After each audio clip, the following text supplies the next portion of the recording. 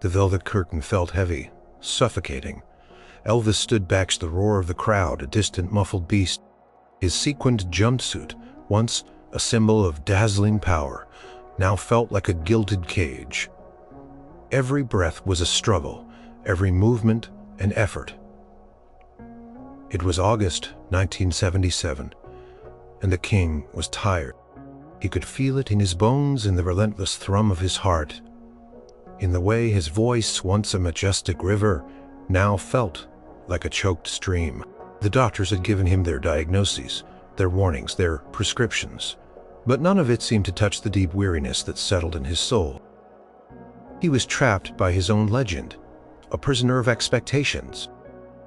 The world wanted the Elvis of 56, the lean, hungry cat, but that man was long gone, replaced by a ghost haunted by pills and pressure. Tonight was another show, another endless cycle of hound dog and suspicious minds. He loved his fans truly, deeply, but the joy had withered.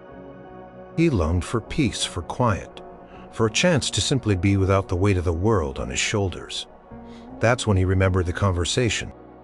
A strange, hushed meeting a few months ago, arranged by a discreet, almost shadowy figure who claimed to represent a research initiative. At first, Elvis had dismissed it as another wild scheme, another bizarre proposition from the fringes of his celebrity. But the man, Dr. Aris Thorne, was persistent. He spoke of possibilities, of medical breakthroughs beyond conventional understanding, of a technology that could halt time itself, cryogenic suspension, a way to sleep, to heal, to bypass the present and awaken in a future where answers might exist, where his body could be restored, where the pressure might finally lift. "It's not a cure, Mr. Presley," Dr. Thorne had said, his voice smooth and low. "It's a pause. A chance for medical science to catch up to the challenges you face. A chance for you to live again, truly live, when the world is ready to heal you." Elvis had scoffed. Then it sounded like science fiction, a fever dream. But as his health deteriorated, as the walls of his life closed in, the idea had begun to gnaw at him. What did he have to lose? His current path led only to a swift, sad end. This at least offered a sliver of hope, a desperate last-ditch. Gamble against fate, he had made the secret arrangements. Only a handful of people knew. Dr. Thorne, his closest aide, a man loyal to a fault who promised silence, and a lawyer tasked with ensuring his privacy and the terms of his sleep. It was a betrayal of a sort to his family, to Priscilla, to Lisa Marie. But he couldn't bear to tell them, to put them through the agony of such a decision. He would leave letters to be opened only if the unthinkable happened in the immediate future, or if he never woke up. Cover story would be simple, tragic, and believable. A heart attack, a quiet end at Graceland. The world would mourn, a stagehand signaled him. 5 minutes. Mr. Presley, he none feel. He walked out onto the stage, bathed in the blinding light, the roar of the crowd hitting him like a physical wave. He launched into CC Rider, his voice raspy but still holding that unique magic. For 90 minutes he was the king again, powered by sheer will, by the muscle memory of 1,000 performances. He sweated, he swayed, he poured every ounce of his remaining energy into the songs. During Can't Help Falling in Love, he looked out at the sea of faces illuminated by the flickering lighters, and a profound sadness washed over him. He was saying goodbye. Not just to this audience, but to this time, to this life. Closed his eyes for a moment, picturing a future he couldn't possibly imagine. Would it be sterile and cold? Would he be alone? Or would there be light and hope and perhaps a new melody? After the final bow, exhausted, he stumbled off stage. The car was waiting not for Graceland, but for a discreet, unmarked facility outside Memphis. The air was cool, the stars bright. He took a deep breath, trying to imprint the smell of the night, the feel of the humid Tennessee air into his memory.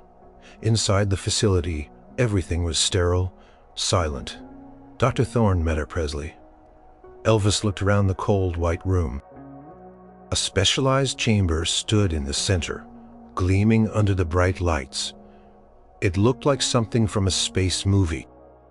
He thought of Lisa Marie's smile, of the joy he'd felt singing, of the simpler times before the fame became a monster. He thought of all the songs he still wanted to write, the dreams he still had. He nodded slowly. "Call me Elvis," he said, his voice a whisper. "And yeah, let's do this." He lay down on the cold slab. The technicians moving around him with quiet efficiency. A mask was placed over his face, a tube inserted. He felt a coldness spread through his veins, a tingling sensation that started in his toes and crept upwards, his vision blurred. He heard Thorne's voice, distant now, explaining the final steps, the precise temperature, the hopeful future. His last thought was of music, a perfect clear note hanging in the air, waiting to be sung. Then the cold embraced him, a deep, silent sleep. King was gone, not to his grave, but to a long, uncertain slumber, waiting for a future that held either oblivion or an astounding new dawn. The first sensation was not cold, but a pervasive, insistent hum. It wasn't a sound exactly, more a vibration resonating deep within his bones. Then came the warmth, a gentle creeping heat that chased away the millennia of ice.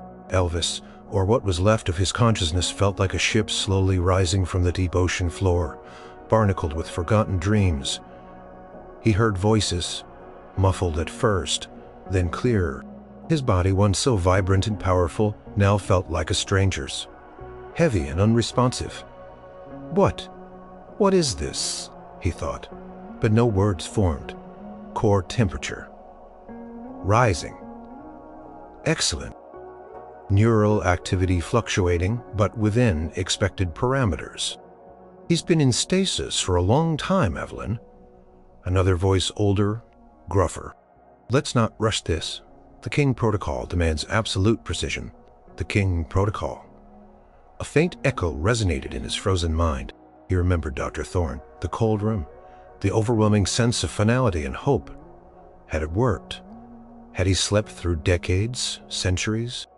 A light, impossibly bright, pierced through his closed eyelids. He winced. A primal reaction.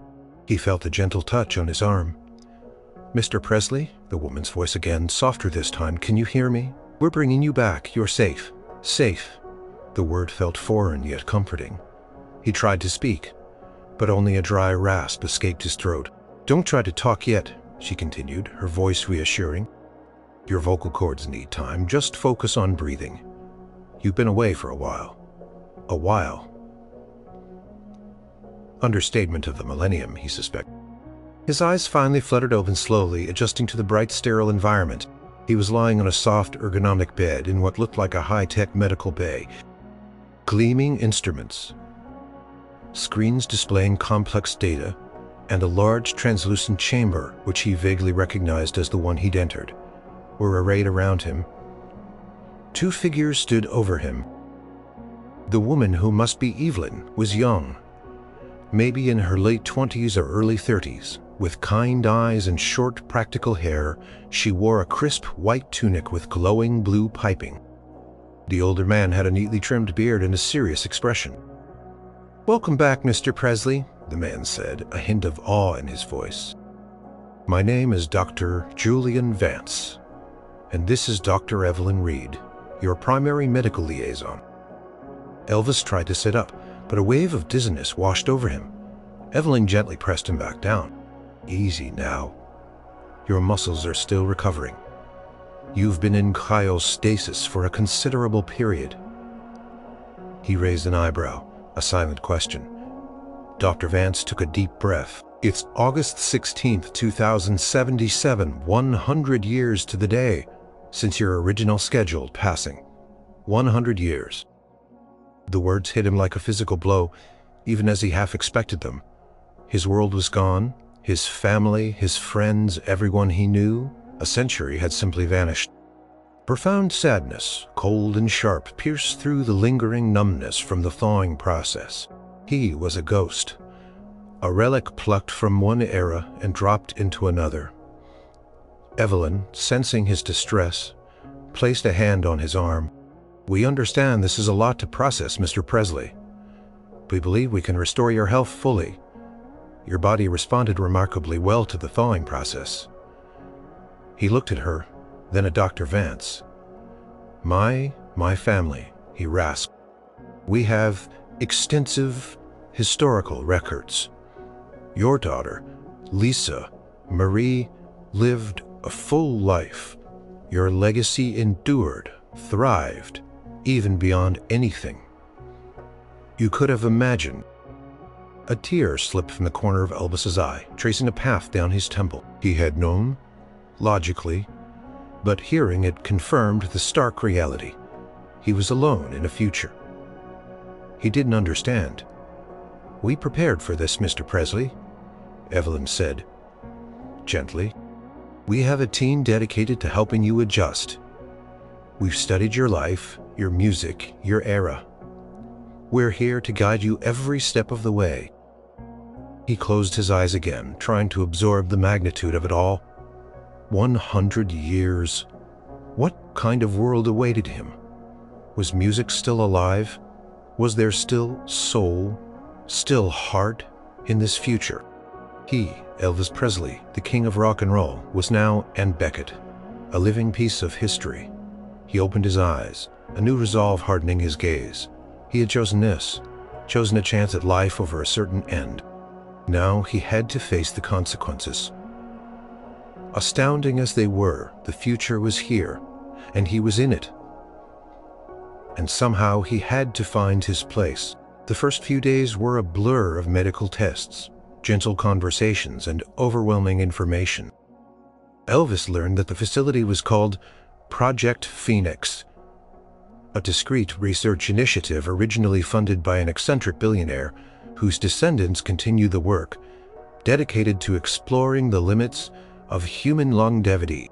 Dr. Thorne, it turned out, had been an early pioneer in the field, and Elvis had been one of his first most high-profile and top-secret subjects. Dr. Evelyn Reed was his constant companion. She was patient, endlessly kind, and remarkably knowledgeable about his life and times.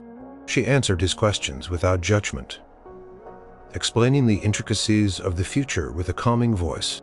"What's that?" he'd asked one morning, pointing to a shimmering, translucent wall in his room. "That's a view screen," Evelyn explained. "It projects real-time images from outside or any data you wish to access. Think of it like a window, but with infinite channels." He watched, fascinated, as Evelyn tapped a hidden control, and the wall showed a bustling city street. Sleek, silent vehicles glided through the air, their forms unlike any car he'd ever seen. People dressed in miniest, elegant clothing walked below, some interacting with holographic projections that floated in the air. Buildings impossibly tall and spiraling touched the clouds. "This is Memphis?" he asked, his voice still a little hoarse. Evelyn smiled. "A future Memphis. Much has changed, but the spirit of the city, the music, it's still here, just different." The different was an understatement. He felt like an alien, a man from a forgotten age.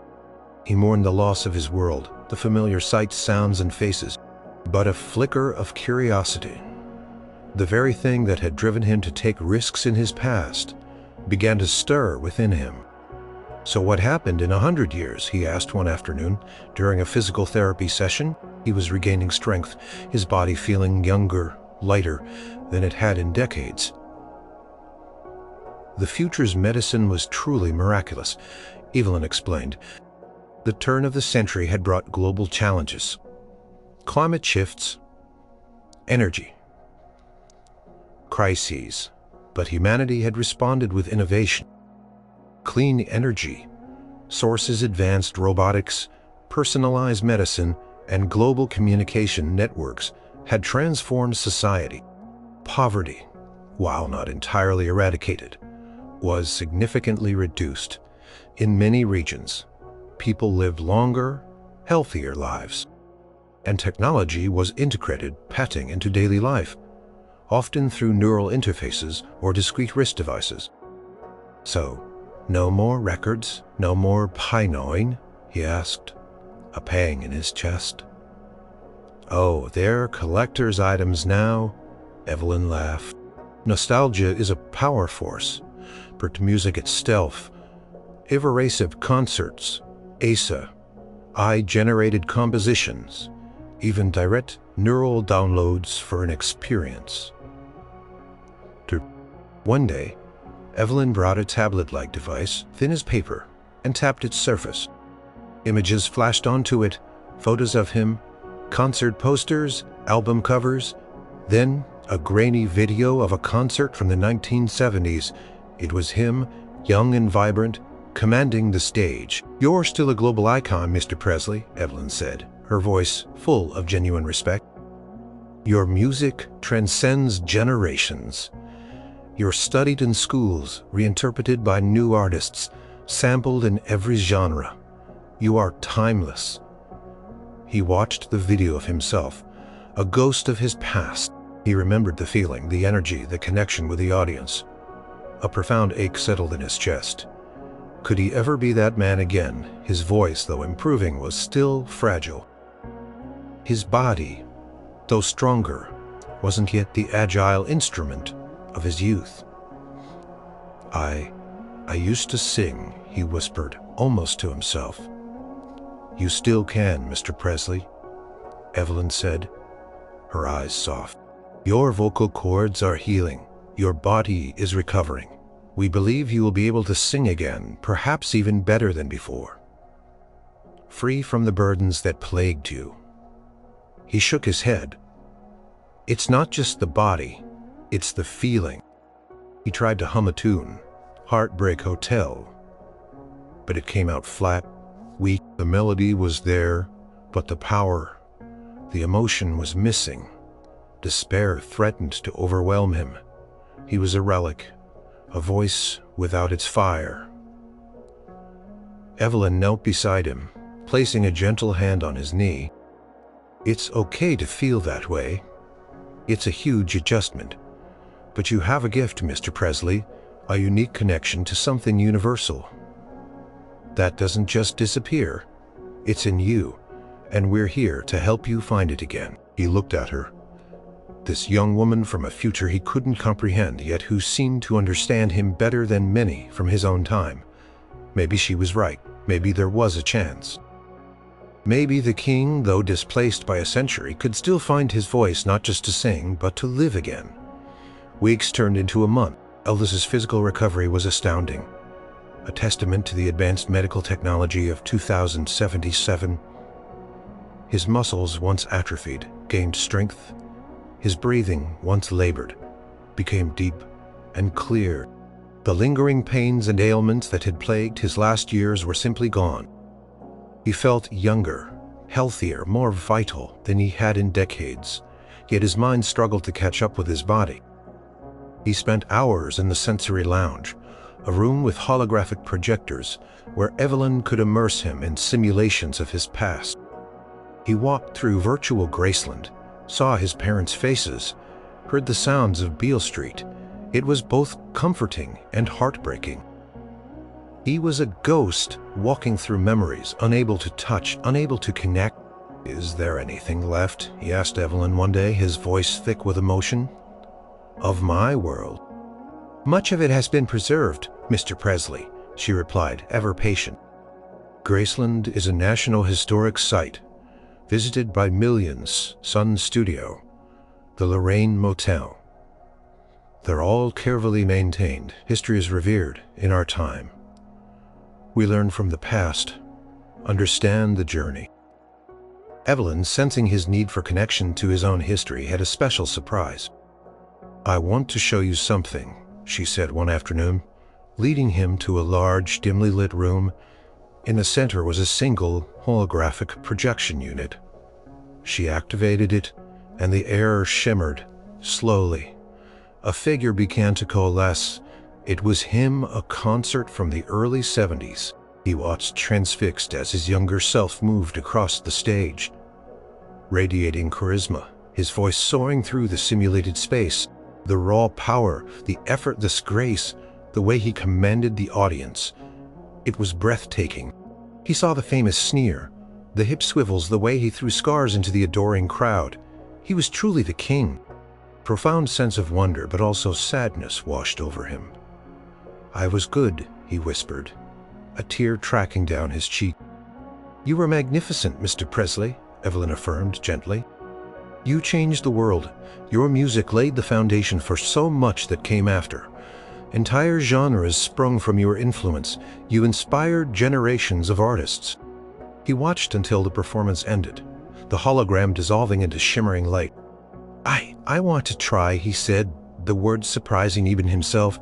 "To sing?" Evelyn's eyes lit up. "Of course, we've been waiting for you to feel ready." She led him to a soundproof studio, equipped with microphones and recording equipment unlike anything he'd ever seen. He stood before the microphone, the familiar coldness of the metal against his lips, closed his eyes, took a deep breath, and tried to conjure the magic. He started with, "Love Me Tender." The first few notes were shaky, uncertain. His voice, though strong, felt disconnected from the emotion. He tried to remember the vulnerability, the warmth, the tenderness. But it was hard. The song, a melody of his past, felt like it belonged to a different man, a man from a different world. He tried again, pressing harder, trying to force the feeling. He strained his brow, furrowing. The sound was adequate technically, but it lacked the soul, the spark that had made him Elvis. Frustration welled up inside him. He slammed his hand on the console. "It's gone," he exclaimed, his voice cracking. "The magic, it's gone. I'm just a man, a voice without a heart." Evelyn was instantly by his side. "It's not gone, Mr. Presley. It's just dormant, like you were. Think of it, like learning to walk again. Your body knows how, but it needs practice, confidence. Your voice is the same, but it's not just the voice," he insisted, his eyes brimming. "It's the feeling, the connection. How can I feel anything when everything I knew is gone? How can I sing about love and heartbreak when I'm from a different time? When the world itself," here, expression thoughtful, "because love and heartbreak are universal, Mr. Presley. They time, and the feeling, the connection, it comes from. It doesn't belong to the past. It belongs to the artist's beat." A melody, unfamiliar yet strangely beautiful, filled his ears. It was a modern song, full of electronic beats and soaring synthesizers, but underpinning it was a raw, bluesy guitar riff, reminiscent of his own early music. And the vocalist, a young woman, sang with a soulful passion that sent shivers down his spine. It was music of the future, yet it held echoes of his past. "This is Future Blues by Lyra Egg," Evelyn explained. "See, your influence is still here, your essence. Music evolves, but the heart of it remains the same." He listened, really listened to the intricate layers, the raw emotion.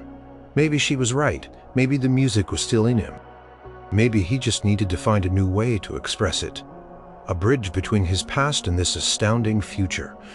The challenge was immense, but for the first time since he woke up, a tiny spark of determination flickered within him. He was Elvis.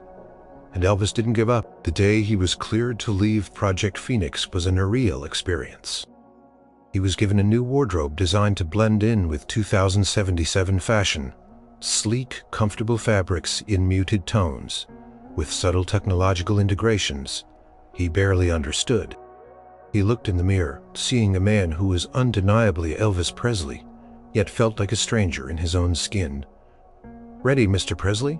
Evelyn asked, a hint of excitement in her voice. "We'll start slow. Just a short walk through a public park near the facility it's designed to be peaceful, to ease you in." He nodded, a nervous flutter in his stomach. Stepping out was more than just a walk. It was a journey into a new reality. The air outside was cleaner, crisper. Then he remembered, a testament to the future's environmental efforts. The first thing that struck him was the silence. No roaring engines, no blaring horns. The air vehicles glided silently overhead, like giant illuminated insects. The ground beneath his feet was a soft Brazilian material, not the harsh concrete he knew. Evelyn wearing a casual version of her white tunic, walked beside him. Her presence a comforting anchor in the bewildering landscape. She carried a small wrist-mounted device that occasionally chimed, indicating updates or alerts, but her attention remained focused on him. They entered a vast, sprawling park. It wasn't just grass and trees. They were shimmering bioluminescent flora, cascading waterfalls that seemed to defy gravity, and pathways that glowed softly. People of all ages and backgrounds strolled, conversed, or relaxed on levitating benches. Children laughed, their voices echoing in the serene environment. Some wore personal holographic displays, interacting with virtual companions, or playing games in the air. Elvis felt an overwhelming sensory overload. The sheer visual spectacle, the gentle hum of unseen technology, the hushed conversations in a language that, while English seemed to have evolved with new slang and cadences. He saw a group of young people gathered around a musician playing a strange stringed instrument that floated slightly above the ground. The music was rhythmic, complex, utterly alien to his ears, yet compelling in its own way. "Is that live music?" he asked, pointing. Evelyn nodded. "Yes, holographic concerts are common, but live, acoustic performances like that are cherished. It's called a Luma harp, a new instrument, but it produces beautiful sounds."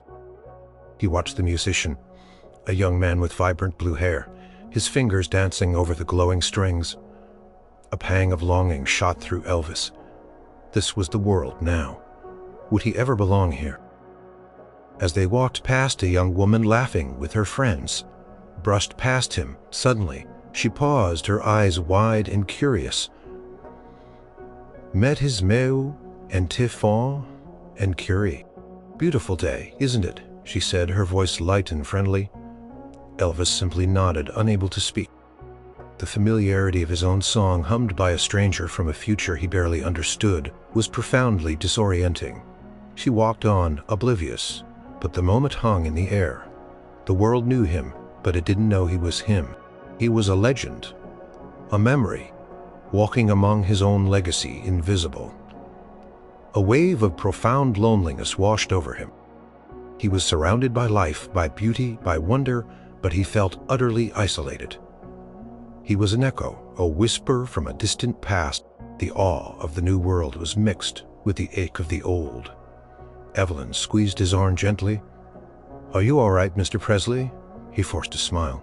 "Just a lot to take in."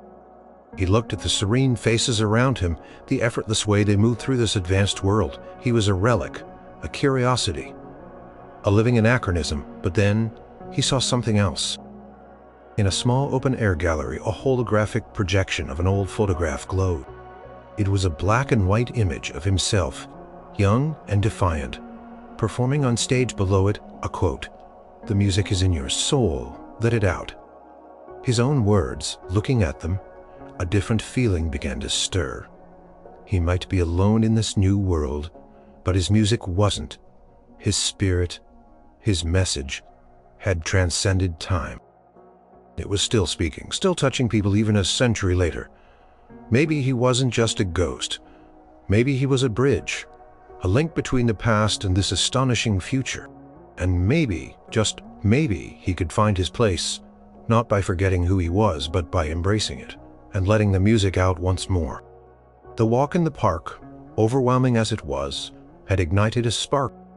He felt an urge stronger than the loneliness to sing again, to connect, to truly live.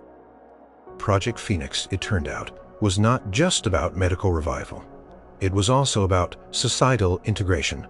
Dr. Vance, the stern-faced director, made it clear. "Your reintroduction to the world, Mr. Presley, must be handled with extreme care.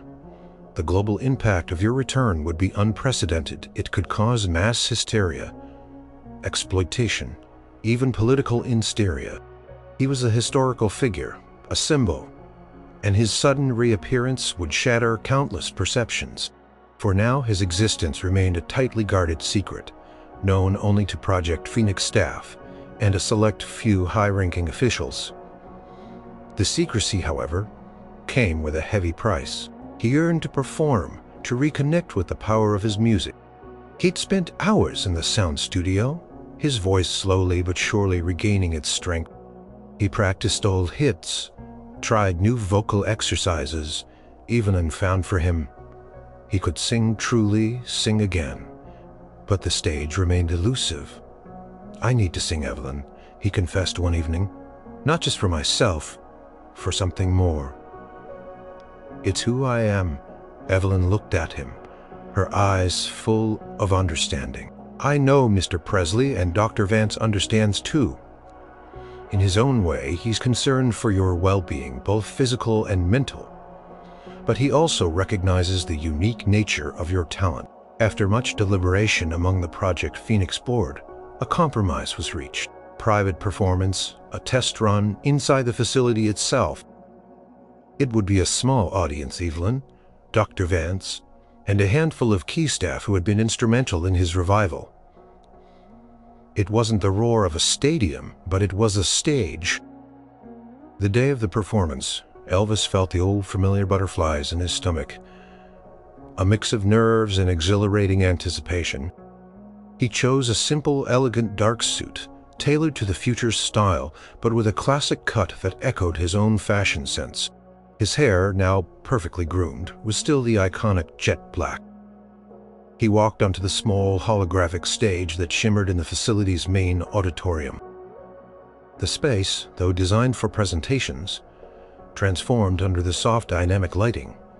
Evelyn sat in the front row, a worn smile on her face.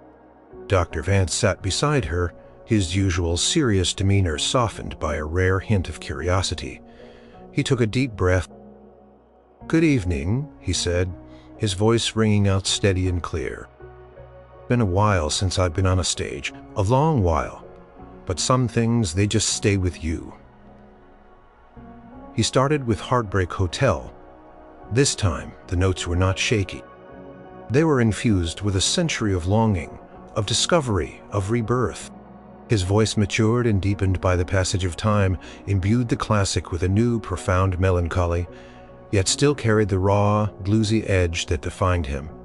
He swayed, he moved his body, remembering the rhythms. He didn't have to force the emotion. It flowed freely from him, from the strange, beautiful journey he had endured. He moved into Hound Dog, giving it a playful, almost mischievous energy, a nod to the enduring power of rock and roll. He spun, he grinned, and for a moment he was the young rebel again, captivating his small, astonished audience. Then he slowed it down. Can't help falling in love. As he sang, his eyes met Evelyn's. He sang for her unwavering support, for her quiet belief in him. He sang for the hope she represented, the bridge she offered to this bewildering future. The song, once a sweet ballad, now resonated with a deeper, more poignant meaning of love, found in the most unexpected of circumstances. When the last note faded, silence hung in the air. Then Evelyn stood, tears glistening in her eyes, and began to clap a slow, reverent applause. Dr. Vance joined her, a small, impressed smile gracing his lips. The other staff followed suit, their faces a mixture of awe and wonder. "Mr. Presley," Evelyn said, her voice choked with emotion, "that was truly astounding. The magic is absolutely still." There, Elvis felt a profound sense of relief, of joy, of purpose. He had found it. And this secret performance in this silent, futuristic hall was not an ending, but a new beginning. He had taken the first step now. He just had to figure out how to take it to the world. A world that was utterly changed, yet, somehow, still deeply human. He knew he had to share this gift, this voice, this echo of the past with the future. After his private concert, Elvis felt a renewed sense of purpose. He was still under strict instructions to maintain his alias, Mr. John Smith, a convenient if unimaginative name, but the success of his performance had softened Dr. Vance's stance, allowing Elvis more freedom to explore the outside world, albeit under discreet supervision. Evelyn suggested they visit the Heritage Quarter of New Memphis. It's where we preserve the architecture and culture of earlier centuries, she explained. You might find it familiar, he agreed. He yearned for something that felt like home. The Heritage Quarter was a strange blend of past and present. Old brick buildings meticulously restored lined cobblestone streets. Automated food vendors and holographic billboards were interspersed with antique shops and retro-themed cafes. It felt like walking through a living museum. As they strolled, a melody drifted from an open storefront. It was a blues riff, raw and soulful, unmistakably from his era, yet played with a modern flair. He paused, drawn in. Inside, a small crowd had gathered around a young man sitting on a stool playing an old-fashioned acoustic guitar. He couldn't have been more than 20, with wild curly hair and clothes that looked deliberately vintage, ripped jeans and a faded band t-shirt. His fingers flew over the fretboard, coaxing out a sound that resonated deep within Elvis's soul. The young man was singing, his voice surprisingly deep and gravelly for his age, a bluesy lament about longing and hope. He wasn't technically perfect, but his performance was infused with an undeniable passion, a raw honesty that captivated Elvis. He's good, Elvis murmured to Evelyn. Real good, Evelyn smiled. His name is Kai. He's an analog revivalist, a small but growing movement of young musicians who focus on pre-digital instruments and traditional genres. He's quite popular in this quarter. After the song ended, Kai looked up, his eyes scanning the small crowd. Elvis felt a strange pull. He had to talk to this kid. He pushed through the onlookers and approached Kai, who was now tuning his guitar. That was something else, son, Elvis said, his voice carrying the deep timbre of a seasoned performer. Kai looked up, surprised but pleased. Thanks, sir. Just trying to keep the old sounds alive. You got a feel for it. Elvis complimented genuinely. That's a rare thing in any time. Kai grinned. But genuine, open smile. You sound like you know a thing or two about it yourself. You ever play? Elvis chuckled. A long time ago I did. That's an old one, isn't it? From the 20th century? Yeah, Kai said proudly, holding it up. My grandnan gave it to me. Said it was her grandpa's. He was a big fan of the classics, especially Elvis Presley. He said the name with a reverence that touched Elvis deeply. Elvis's heart gave a little jolt. Is that right? Yeah, Kai continued, warming up. He always said Elvis had this fire, this way of connecting that just went right to your gut. You could hear it even on old recordings. He wasn't just singing words, he was singing life. Elvis swallowed, suddenly finding it hard to speak. Hearing a young man from the future speak of him with such understanding, such passion, was more moving than any cheering crowd. He taught me all his old songs, Kai went on, and I just felt it. It's like those old tunes. They still got something to say, you know, even now, when everything's so fast. I agree, Elvis said, his voice softer than he intended. Something real. He paused, a thought forming. You ever try to write your own stuff in that style? Kai's face fell a little. I try, but it's hard to get it just right, to capture that grit, that soul. Sometimes I feel like I'm just copying, not creating. Elvis leaned in a knowing look in his eyes. Son, the greatest artists, they all start by copying. They learn the rules. They absorb the masters. But then, if they've got that fire, they break the rules. They find their own voice. You got the fire. I can hear it. Kai looked at him, his eyes wide with surprise and a glimmer of hope. You really think so? I know so, Elvis said, his gaze steady. Just keep playing, keep listening, and don't be afraid to put your own truth into it. That's where the soul comes from. Evelyn, who had been observing the exchange with a quiet smile, subtly nudged him. Their time was limited. Elvis nodded at Kai. "Keep making that beautiful noise, son. The world needs it." Turned to leave, but Kai called out, "Hey, what's your name, sir?" Elvis paused, a small smile playing on his lips. "You can call me John," he said, and for the first time the alias felt less like a prison and more like a gentle disguise. He walked away, leaving Kai to ponder the words of the mysterious stranger. As they walked, Elvis felt a warmth spreading through him. The encounter had been brief, unplanned, but it had sparked something deep within him. He wasn't just a relic to be preserved, he could be an inspiration, a mentor. He could connect with this new world, not just through his past, but through the enduring power of music shared heart to heart. He had given advice, and in doing so he had received a priceless gift, a renewed sense of purpose. The king was still a teacher and a student of life. Even 100 years later, the decision was made. Project Phoenixport, swayed by Dr. Vance's cautious optimism and Elvis's undeniable progress, agreed it was time for a controlled reveal. The world was stable, culturally diverse, and generally more accepting than it had been. A century ago, they believed it could handle the truth. The plan was audacious. A live global broadcast disguised as a historical music special culminating in Elvis's dramatic re-debut. The news would be leaked gradually. Whispers of a major historical discovery, then groundbreaking advancements in bioregeneration, leading to a crescendo of speculation. The goal was to prepare the public, to manage the inevitable shockwaves. Elvis, meanwhile, was preparing like never before. He spent countless hours with Evelyn, not just on vocal training, but on understanding the nuances of 21st century media, the expectations of a global audience. He learned about streamers, influencers, and the phenomenon of going viral. It was a far cry from television appearances and radio interviews.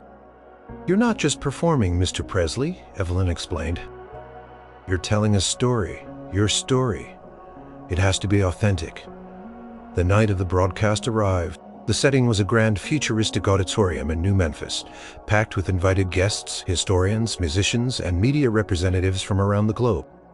Billions more would be watching via holographic projections and direct neural streams. Elvis, dressed in a sleek, custom-designed white jumpsuit that subtly referenced his iconic outfits, felt the familiar surge of adrenaline. This wasn't just a concert, it was his second coming. The special began with a documentary chronicling his life, his impact, and the mystery surrounding his final days. Historians and musicologists spoke of his legacy. Then Dr. Vance appeared, speaking gravely about the advancements in cryogenic science, hinting at a successful human reanimation. The tension in the auditorium was palpable. Finally, the host, a famous future-era journalist, stood on stage. "Tonight," she announced, her voice resonating with dramatic flair, "we are about to witness something truly unprecedented, something that will redefine our understanding." The opening chords of "Also Sprach Zarathustra," his famous entrance music, began to swell, remastered for the future's incredible sound systems. Elvis walked out, a collective gasp swept through the audience. His image was projected simultaneously onto colossal holographic screens around the world. Billions of people saw it, processed. The man from the history books, the face from old photographs, was standing before them, alive. A woman in the front row openly wept.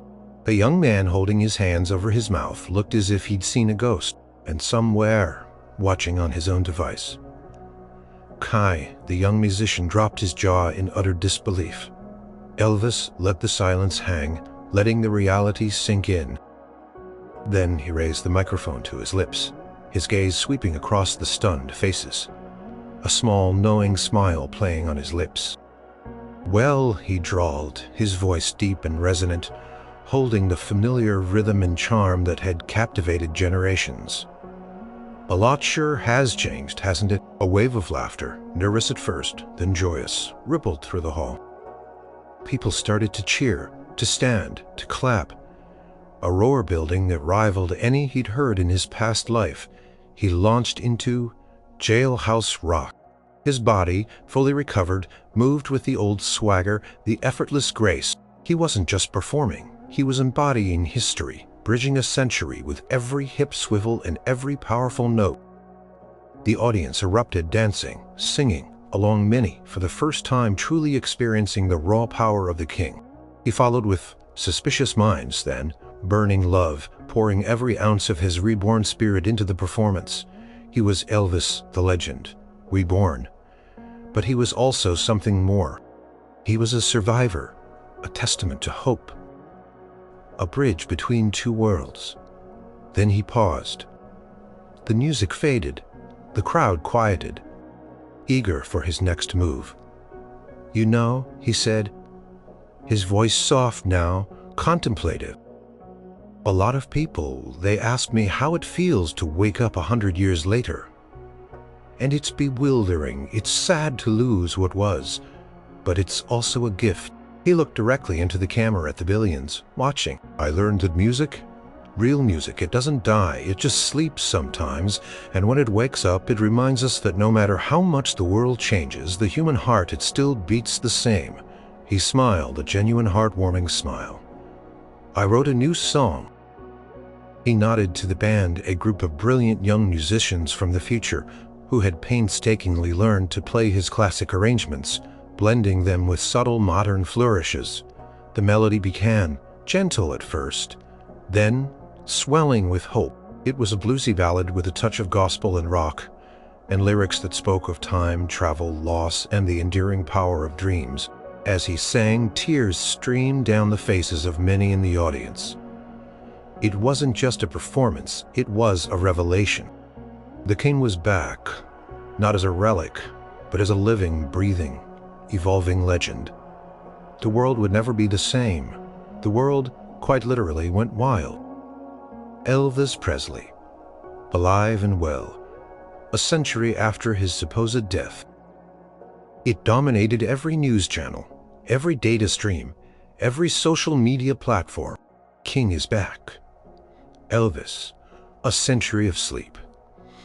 History reanimated. The initial shock quickly gave way to fascination, then adoration. He was everywhere. Documentaries were hastily produced. His old music soared to the top of every chart, and his new song, A Century of Sleep, became an instant anthem of hope and resilience. Navigating fame in 2077 was a whirlwind. Interviews were conducted via holographic projections. Concerts involved immersive virtual reality experiences, and social feeds exploded with discussions about him. Evelyn, now more than just his doctor, became his trusted advisor, helping him understand this hyper-connected world. Dr. Vance, for his part, was already planning a global tour, unprecedented in its scope. One of Elvis's first requests was to visit Graceland. It was no longer a private home, but a meticulously preserved museum, a testament to his enduring legacy. He walked through the rooms, seeing his own life laid out, frozen in time. It was surreal, stepping into a past that was simultaneously his and the world's. He saw his gold records, his jumpsuits, his personal belongings all displayed under protective fields. Touched the walls, the furniture, remembering the laughter, the quiet moments, the struggles. He stood in the jungle room, a place of so many memories, and felt a profound peace. His essence, his spirit, truly, was still here. His reemergence also sparked a new wave of musical creativity. Young artists like Kai were suddenly given a direct link to the past. Elvis's influence, always strong now, had a living embodiment. Speaking of Kai, Elvis made sure to find him. Evelyn arranged a discreet meeting at the Heritage Quarter near Kai's usual spot. Kai was playing his Luma harp when Elvis approached, this time without his disguise. Kai looked up, his eyes widening in disbelief as he recognized the face from a billion screens.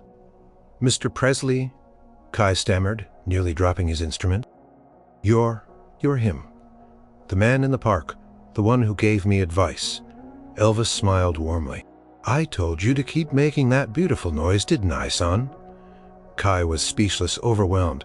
I can't believe it. You're real, you actually woke up. Astounding. Isn't it?" Elvis chuckled. Kai, still slightly starstruck, nervously played a new song. He'd written a bluesy tune infused with futuristic elements, clearly inspired by Elvis's comeback. It was raw, honest, and truly captivating. "That's it, son. That's the truth. You found your voice. You're taking what was and making it what will be." From that day forward, Elvis took Kai under his wing. He didn't just mentor him musically, he shared stories, insights into the creative process. And the often lonely burden of fame, Kai in turn helped Elvis navigate the intricacies of the modern music scene, from holographic performance techniques to interactive fan engagement. Elvis also used his platform for good. He spoke out about preserving historical sites, supporting aspiring artists, and bridging cultural divides. He championed the idea that while technology changed, the fundamental human need for connection, for art, for love, remained constant. He became a symbol of continuity, of hope, of the enduring power of the human spirit.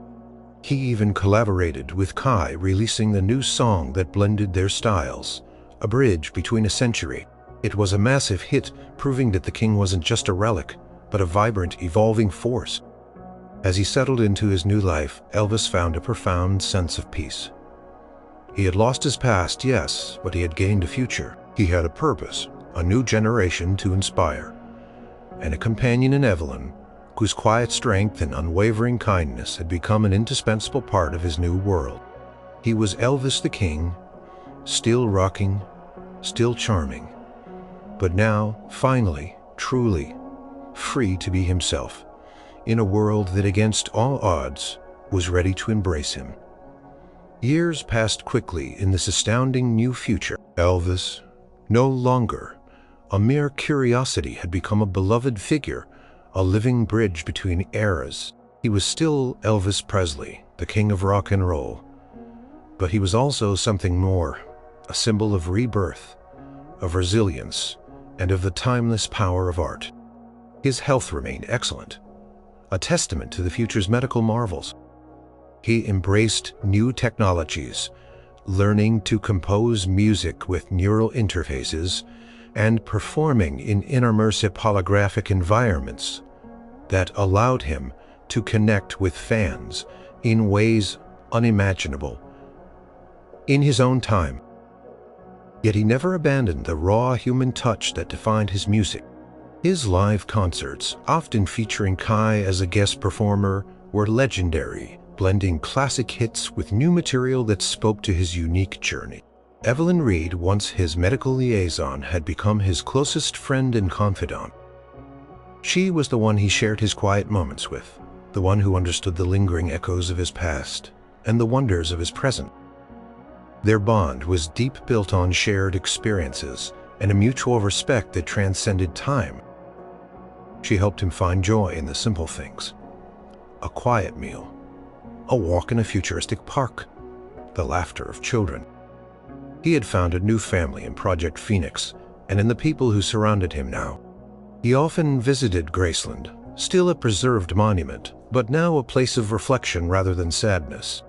He'd sit on the porch, looking out at the meticulously maintained lawns, no longer feeling like a ghost, but like an honored ancestor. He'd see families visiting, young people learning about his history, and he'd feel a deep sense of gratitude for the life he had lived and the astounding second chance he had been given.